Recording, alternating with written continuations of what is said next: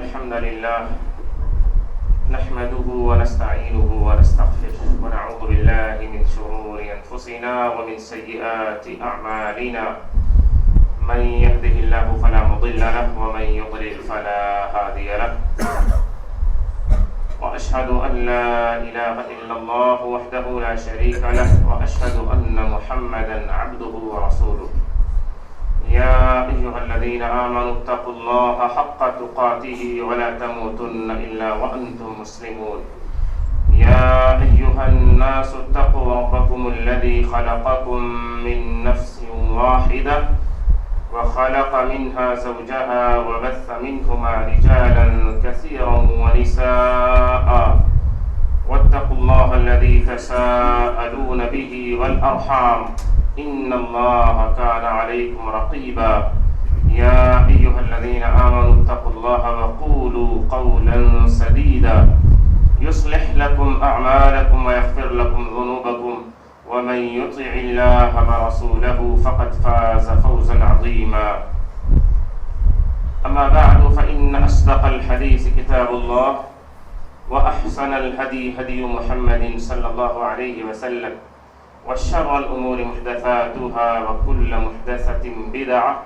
وكل بدعة ضلالة وكل ضلالة في النار فأعوذ بالله السميع العليم من الشيطان الرجيم من همزه ونفخه ونفسه بسم الله الرحمن الرحيم قاف والقرآن المجيد بل عجبوا أن جاءهم منذر منهم فقال الكافرون هذا شيء عجيب أإذا متنا وكنا ترابا ذلك رجع بعيد قد علمنا ما تنقص الأرض منهم وعندنا كتاب حفيظ بل كذبوا بالحق لما جاءهم فهم في أمر مريج أفلم ينظروا إلى السماء فوقهم كيف بنيناها وزيناها وما لها من فروج والأرض مددناها وألقينا فيها رواسي وأنبتنا فيها من كل زوج بهيج تبصرة وذكرى لكل عبد منيب ونزلنا من السماء ماء مباركا فأنبتنا به جنات وحب الحصيد والنخل باسقات لها طلع نضيد رزقا للعباد وأحيينا به بلدة ميتا كذلك الخروج كذبت قبلهم قوم نوح وأصحاب الرس وثمود وعاد وفرعون وإخوان لوط وأصحاب الأيكة وقوم تبع كل كذب الرسل فحق وعيد أفعينا بالخلق الأول بل هم في لبس من خلق جديد وقال تعالى أعوذ بالله من الشيطان الرجيم هو الذي بعث في الأميين رسولا منهم يتلو عليهم آياته ويزكيهم ويعلمهم الكتاب والحكمة وإن كانوا من قبل لفي ضلال مبين حاضرین مسجد اور خواتین اسلام، رمضان المبارک سے پہلے ہم لوگ سلسلہ وار اور ترتیب وار رسول اللہ صلی اللہ علیہ وسلم کی سیرت اور آپ کی زندگی کے حالات کو سن رہے تھے، سمجھ رہے تھے، اور آپ کی زندگی سے ہم سیکھ کر کے اپنی زندگی میں اسے اتارنے اور لاگو کرنے کی کوشش کر رہے تھے۔ اس سلسلے کو آج کی اس خطبے سے انشاءاللہ دوبارہ پھر جاری کیا جا رہا ہے، اور یہ نبی صلی اللہ علیہ وسلم کی سیرت پر دیے جانے والے خطبات میں سے، اور اس سلسلے یا اس سیریز میں یہ 25ویں قسط ہے یا 25ویں یہ خطبہ ہوگا جس کو ہم انشاءاللہ سنیں گے۔ اس سے پہلے ہم لوگوں نے غزوہ خیبر سے جو کچھ ہمیں نصیحتیں حاصل ہوتی ہیں وہ ہم لوگوں نے سنا اور اس سے سمجھنے اور اس سے سیکھنے کی کوشش کی۔ اس سے ٹھیک پہلے رسول اللہ صلی اللہ علیہ وسلم نے جزیرہ عرب کے اندر اور جزیرہ عرب سے باہر اس وقت کے جو مشہور ترین بادشاہ تھے، جو لیڈران تھے، ان کے نام آپ نے خطوط لکھے تھے۔ ان خطوط میں کیا لکھا تھا آپ نے اور اس کا جواب کیا آیا تھا ان کی طرف سے، یہ ساری تفصیلات ہمارے سامنے آ چکی ہیں۔ آج کے اس خطبے سے انشاءاللہ رسول اللہ صلی اللہ علیہ وسلم کی زندگی کی جس کڑی کو ہم جاننے کی کوشش کریں گے، یہ وہ کڑی ہوگی، وہ سلسلہ اور وہ بات ہوگی کہ جو صلح حدیبیہ کے اندر لکھا گیا تھا، جو سن 6 ہجری میں پیش آیا۔ صلح حدیبیہ کے اندر یہ لکھا گیا تھا شرائط میں کہ جب رسول اللہ صلی اللہ علیہ وسلم 1400 صحابہ کو لے کر کے عمرے کی غرض سے نکلے تھے، جب اللہ نے آپ کو خواب دکھلایا تھا لَتَدْخُلُنَّ الْمَسْجِدَ الْحَرَامَ إِنْ شَاءَ اللَّهُ آمِنِينَ، کہ آپ مسجد حرام میں داخل ہو رہے ہیں، اسی خواب کی تعبیر کے لیے نبی صلی اللہ علیہ وسلم صحابہ کو لے کر نکلے۔ لیکن مکہ کے مشرکین نے سخت مزاحمت کی، مخالفت کی، دشمنی پر اتر آئے اور آپ کو خانہ کعبہ کے اندر تو دور کی بات آپ کو حدود حرم کے اندر بھی داخل ہونے نہ دیا، اور ایک صلح کے ساتھ نبی صلی اللہ علیہ وسلم واپس لوٹے، چونکہ آپ کسی قیمت پر بھی جنگ نہیں چاہ رہے تھے، اس سے آپ ہر قیمت پر بچنا چاہ رہے تھے، اسی لیے آپ نے نیچے اتر کر کے بھی صلح کی، لیکن آپ نے صلح کر لی۔ اس صلح کے اندر جو باتیں لکھی گئی تھیں، جو شرطیں لکھی گئی تھیں، ان میں سے ایک شرط یہ بھی تھی کہ اس سال آپ عمرہ نہیں کریں گے، آئندہ سال آپ آئیں گے اور عمرہ کریں گے۔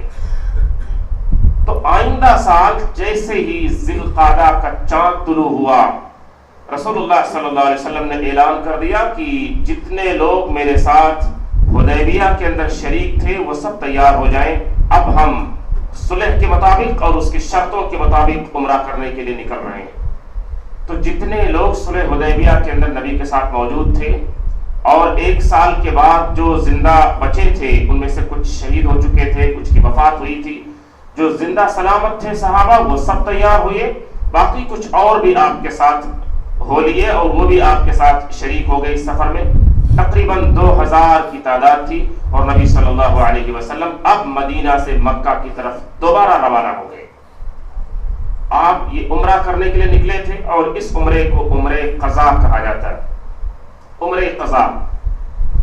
رسول اللہ صلی اللہ علیہ وسلم نے ٹوٹل کتنے عمرے کیے ہیں؟ 4،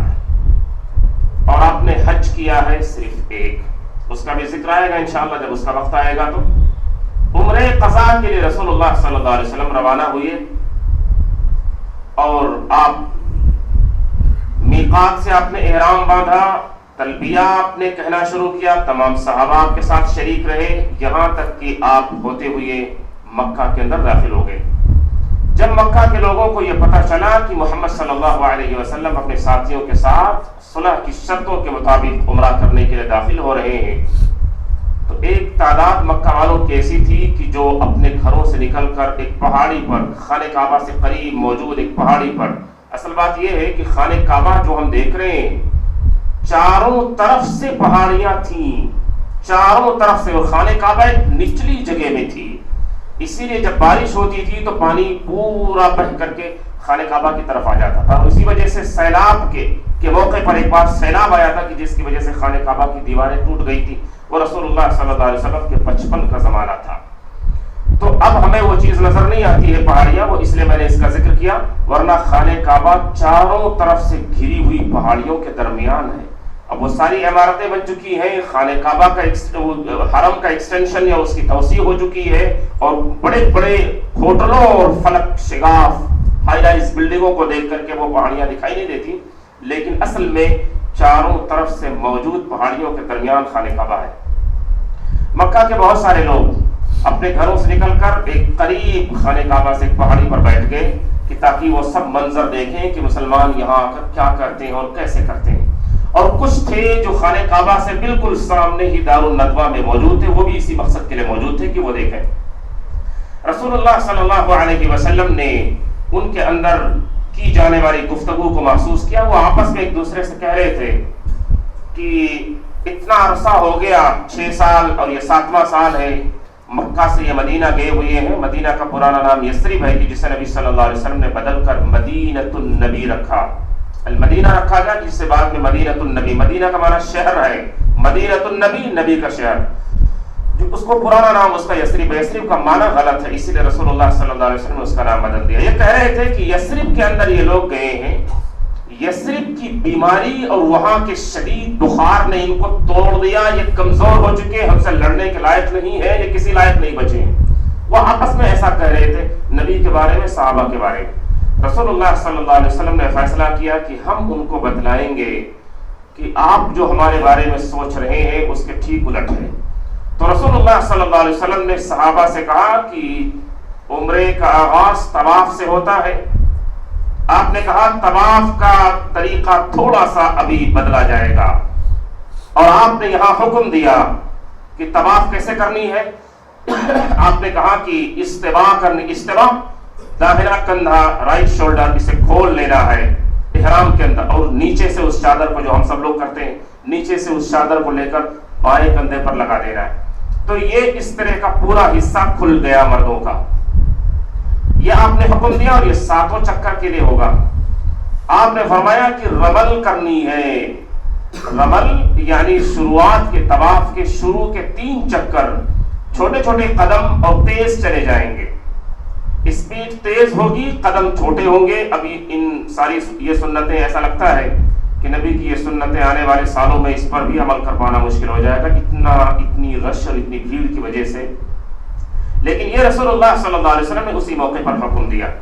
اور یہ حکم اس مقصد کے لیے تھا کہ چھوٹے چھوٹے قدم اور تیز چلے جائیں، اور داہنا کندھا کھلا رہے، اور ہماری طاقت کو یہ مکہ کے مشرکین دونوں طرف سے دیکھ رہے ہیں، یہ ہماری طاقت کو دیکھ لیں کہ ہم کمزور نہیں ہیں بلکہ ہم پہلے سے زیادہ طاقتور ہیں۔ اور واقعی، اور آپ نے یہ کہا کہ رکن یمانی اور حجر اسود کے درمیان تیز نہیں چلا جائے گا، اس کے درمیان نارمل طریقے سے چلا جائے گا، باقی حصے میں تیز چال چلی جائے گی شروع کے 3 حصوں میں۔ تو یہ استوا اور رمل نبی صلی اللہ علیہ وسلم نے اسی صورت میں اور اسی موقع پر آپ نے کہا کہ یہ کرو، جو ہمیشہ کے لیے آپ کی سنت بن گئی۔ اور نبی صلی اللہ علیہ وسلم جب کسی بات کا حکم دیں پھر آپ اس سے منع نہ کریں تو وہ سنت قیامت تک کے لیے ہوگی، پھر وہ چیز اس کو کوئی ختم نہیں کر سکتا، اس کو مٹایا نہیں جا سکتا۔ کہ جس طرح عمر رضی اللہ عنہ نے حجر اسود کو بوسہ دیا، اور بوسہ دیتے ہوئے کہا کہ انی اعلم انک حجر لا تضر ولا تنفع،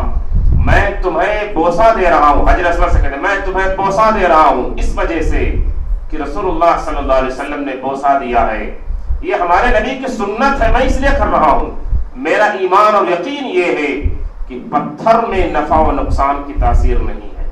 نفع و نقصان کا مالک صرف اللہ ہے، یہ ہمارے نبی کا حکم ہے، ہمارے نبی کا عمل ہے، نبی کی سنت ہے، اس لیے ہم اسے ایسا ہی کریں گے۔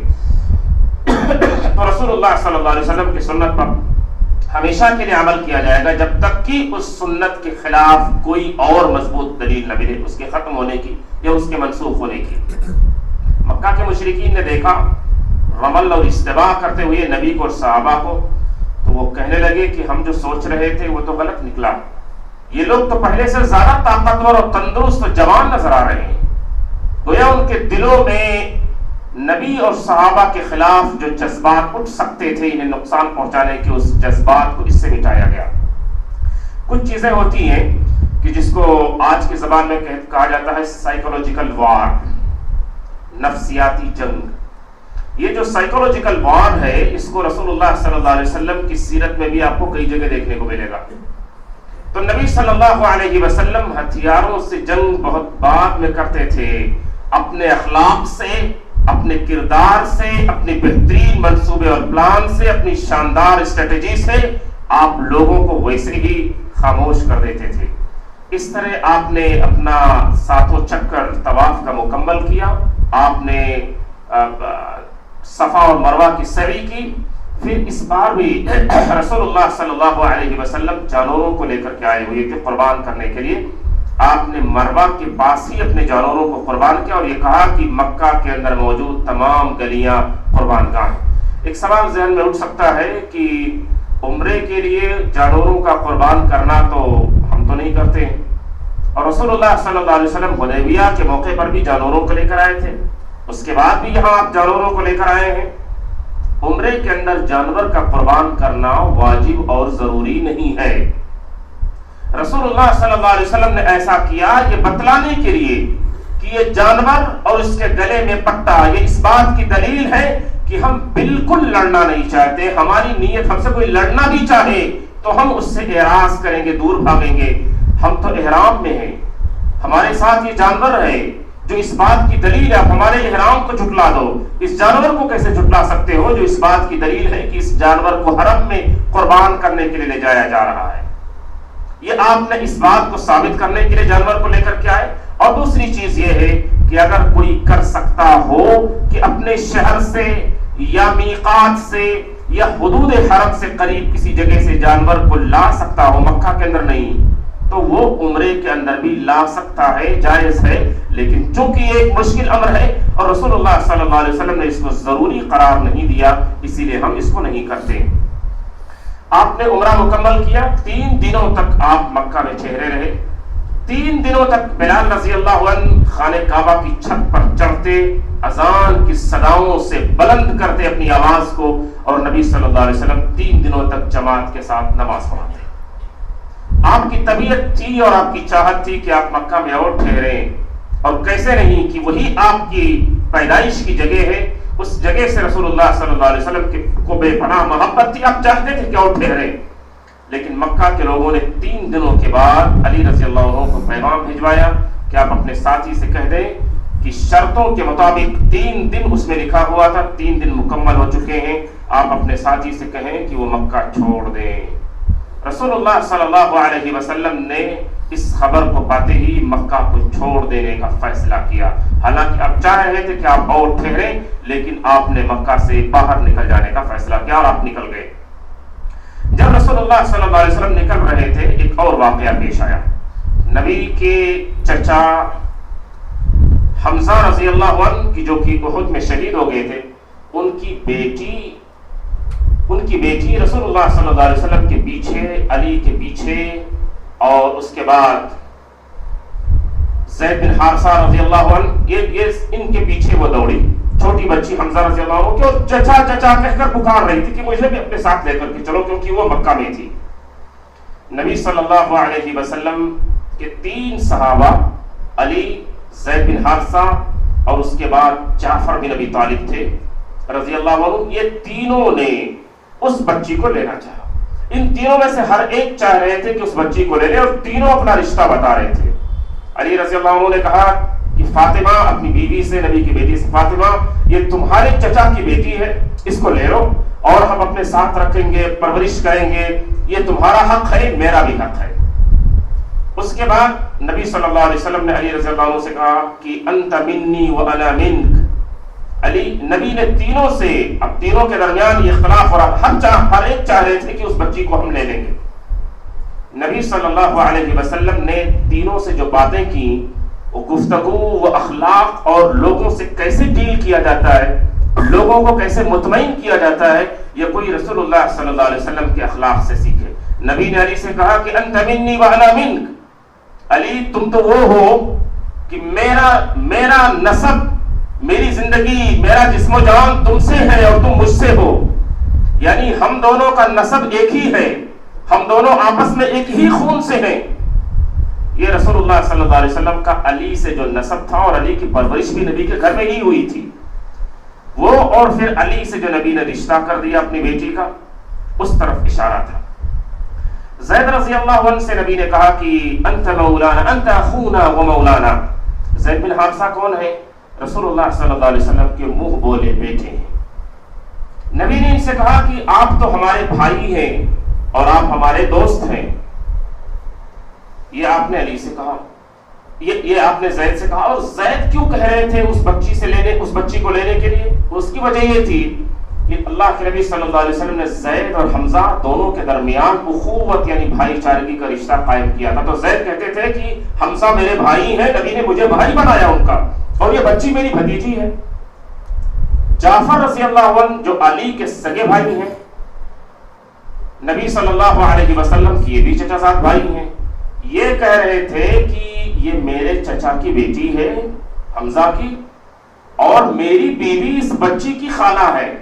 اسماء بنت عمیس رضی اللہ عنہ، اس لیے میں 2 اعتبار سے حق رکھتا ہوں کہ اس بچی کو میں لے لوں۔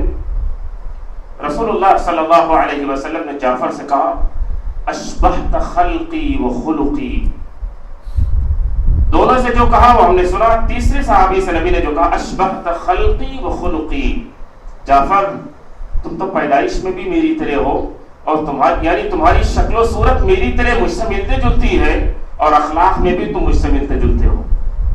اور واقعی جعفر رضی اللہ عنہ کی شکل و صورت رسول اللہ صلی اللہ علیہ وسلم سے سب سے زیادہ ملتی تھی صحابہ میں. آپ ان کی شکل و صورت نبی سے سب سے زیادہ ملتی تھی. نبی نے کہا تم شکل و صورت میں میری طرح ہو, اخلاق میں بھی میری طرح ہو. پھر آپ نے آخر میں فیصلہ کیا الخالہ بمنزلۃ الام. آپ نے فرمایا کہ خالہ ماں کے درجے میں ہے, اس لیے جعفر تم ہی حقدار ہو اور تم ہی اس بچی کو لے کے جاؤ گے. ایک چیز اور ہمیں یہاں غور کرنے کی ہے, رسول اللہ صلی اللہ علیہ وسلم کی بعثت سے پہلے یعنی چند سالوں پہلے تک یہی عرب کی سوسائٹی, یہی معاشرہ, یہی لوگ تھے جن میں سے کوئی بھی بیٹی کا باپ بننا پسند نہیں کرتا تھا. کتنے لوگوں نے اپنے ہاتھوں سے اپنی بیٹیوں کو زندہ دفن کیا تھا. اب یہی چند سالوں کے بعد اتنا بڑا انقلاب ہو چکا ہے کہ ہر آدمی بیٹی کو لینے کے لیے, بلکہ اس کی سگی بیٹی نہیں ہے لیکن پھر بھی رشتہ اور نسب بتا کر کے اس کی ذمہ داری اور اس کی سرپرستی لینے کے لیے ایک دوسرے سے آگے بڑھ رہے ہیں. دین اسلام نے لوگوں کے اندر موجود برائیوں کو ختم کیا ہے اور ان کے اندر نور پیدا کر کے ان کے اخلاق کو اجاگر کیا ہے. تو اندر سے اگر کوئی انسان نہ بدلے تو اس نے دین کو نہیں سمجھا ہے.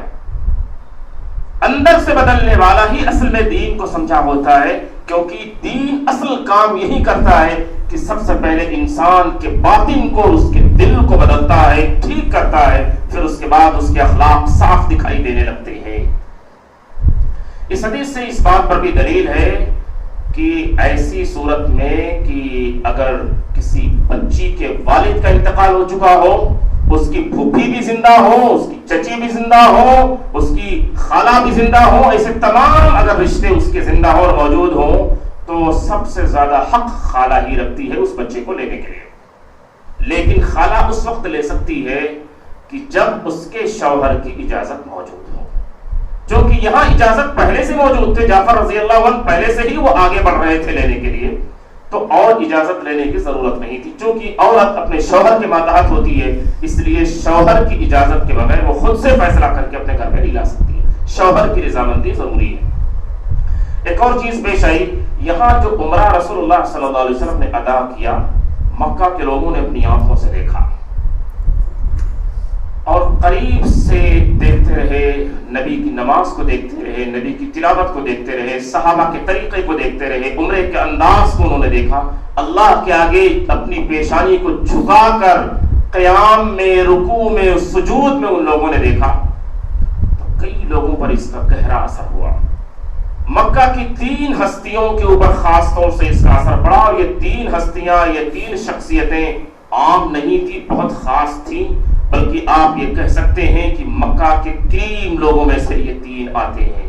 میں نام لوں گا تو سب کو سمجھ میں آ جائے گی بات انشاءاللہ. ان میں سے خالد بن ولید تھے رضی اللہ عنہ, اب تک کفر کی حالت میں تھے, اسی عمرے قضا کے بعد ان کے سینے کو اللہ نے دین اور اسلام کے لیے کھول دیا. خالد بن ولید رضی اللہ عنہ جا کر ایک مجمع میں کہتے ہیں کہ اب کس بات کا انتظار کر رہے ہیں آپ لوگ؟ کیا اب تک یہ ظاہر نہیں ہوا کہ اس آدمی کے بارے میں ہم یہ کہتے تھے کہ یہ شاعر ہے, یہ جادوگر ہے, یہ کاہن ہے, کیا اب تک ظاہر نہیں ہوا؟ کیا اب تک ہمیں سمجھ نہ آئی کہ اس آدمی سے زیادہ سچا, اس آدمی سے زیادہ برحق, اس آدمی سے زیادہ نیک کوئی دوسرا اس مکہ میں نہیں ہے؟ اور کیا یہ چیز اب تک ہم ماننے کے لیے تیار نہیں ہوں گے؟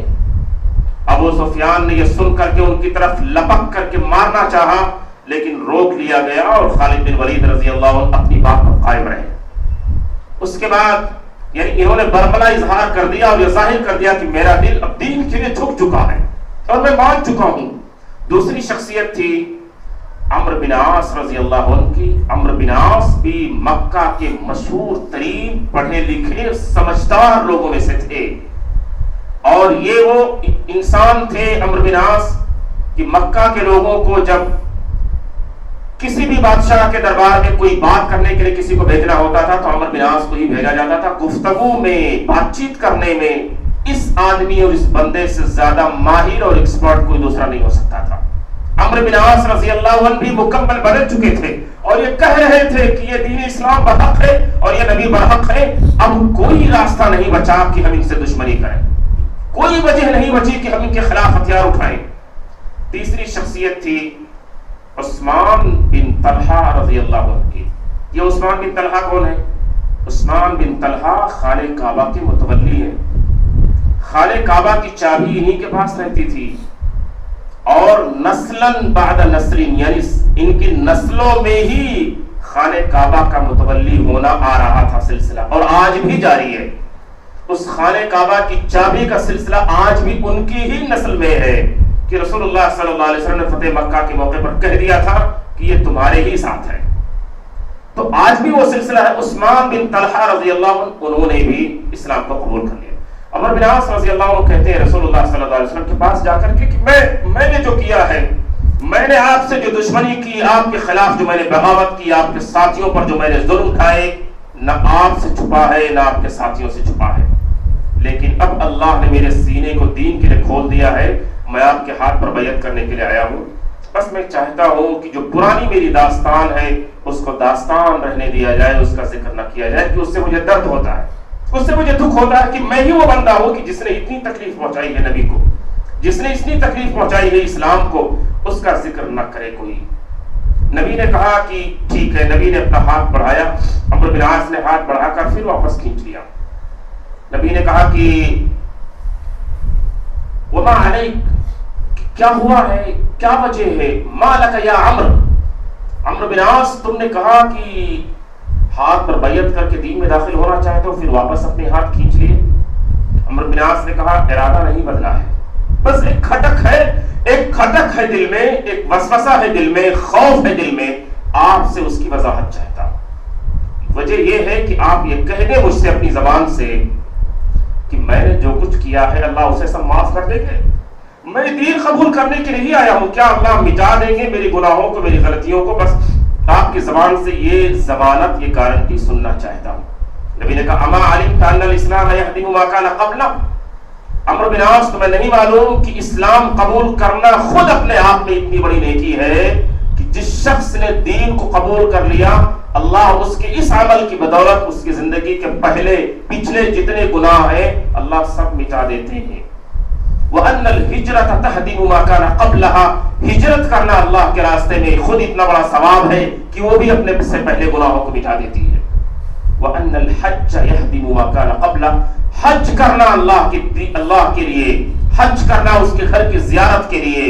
یہ بھی اتنا بڑا ثواب ہے کہ اپنے سے پہلے گناہوں کو مٹا دیتا ہے۔ پھر عمرو بن عاص نے رسول اللہ صلی اللہ علیہ وسلم کے ہاتھ پر بیعت کی۔ اس طرح یہ تین شخصیتیں، خالد بن ولید، عمرو بن عاص اور عثمان بن طلحہ، اس کے علاوہ بھی شخصیتیں ہیں، یہ مشہور شخصیتیں ہیں کہ جن کا ذکر خاص طور سے کیا جاتا ہے کہ صلح حدیبیہ اور عمرہ قضا، اس بیچ میں انہوں نے دین کو قبول کیا، اور اللہ نے ان تینوں شخصیتوں کے ذریعے دین اسلام کو اور زیادہ پہلے سے مضبوط کیا۔ کہ جس طرح خالد بن ولید کہتے ہیں کہ جب سے میں نے اسلام قبول کیا ہے تب سے میں نے رسول اللہ صلی اللہ علیہ وسلم کو اپنے بارے میں یہی پایا کہ جب مشکل سچویشن آتا تھا، جب سخت گھڑی آتی تھی، تو اللہ کے نبی مجھے ہی آگے کرتے تھے اور مجھ پر بہت اعتماد کرتے تھے۔ اور واقعی یہ بات سچ ہے، جن لوگوں نے تاریخ پڑھی، جن لوگوں نے نبی صلی اللہ علیہ وسلم کی سیرت پڑھی، ان سب کو پتا ہے کہ خالد بن ولید کے اسلام لانے کے بعد نبی صلی اللہ علیہ وسلم نے خود بھی، اللہ عز و جل نے ان سے دین اسلام کی دعوت کے لیے، اس کی بلندی کے لیے، اس کو دنیا کے کونوں کونوں تک پہنچانے کے لیے بہت کام لیا ہے۔ اس کے بعد کی جو چیزیں ہیں وہ انشاءاللہ آئندہ خطبے میں ہمارے سامنے ہوں گی۔ اللہ سے دعا ہے کہ اللہ عز و جل ہم سب کو رسول اللہ صلی اللہ علیہ وسلم کی سنت و سیرت سے تعلق رکھنے، اس سے محبت رکھنے، اسے پڑھنے، اسے پڑھانے، اسے سننے اور اسے سنانے کی توفیق عطا فرمائے۔ ہمیں اپنے نبی کی زندگی سے سیکھنے، صحابہ کی زندگیوں سے نصیحت اور عبرت حاصل کرنے کی توفیق عطا فرمائے۔ اللہ عز و جل ہم سب کی عبادات کو قبول فرمائے۔ اللہ عز و جل ہمیں اپنی نیکیوں پر استقامت کی توفیق عطا فرمائے۔ اللہ عز و جل ہماری اولاد کو بھی، ہماری نسلوں کو بھی، پوری امت کو بھی حق پر، خیر پر باقی رہنے اور اسی پر زندہ رہنے کی توفیق عطا فرمائے۔ آمین۔ اقول قولی ھذا واستغفر اللہ لی ولکم ولسائر المسلمین۔